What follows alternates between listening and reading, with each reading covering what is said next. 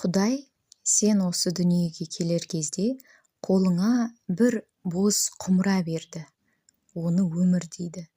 Және де сол өмір атты құмыраны қалай және немен толтыратынын тек өзің ғана шешесің. Егер өміріңді өсек аянмен, негативпен, жаман жаңалықпен толтырамын десең, ол өз еркің. Алайда өміріңнің соңында мен неге бақытты ғұмыр кеше алмадым деп Құдайдан кінә іздеме.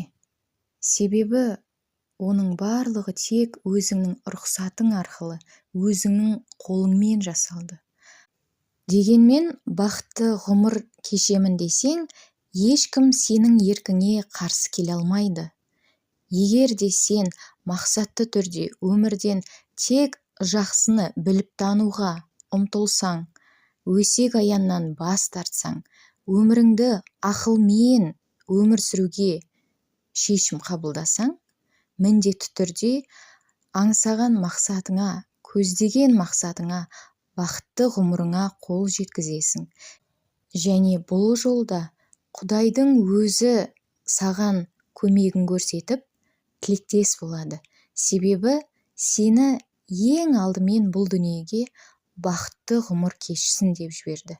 Сол себепті өзіңе берген бос құмыраны ақыл-парасатпен, береке-бірлікпен, білім, ғылыммен, мейірімділік, махаббатпен толтыр.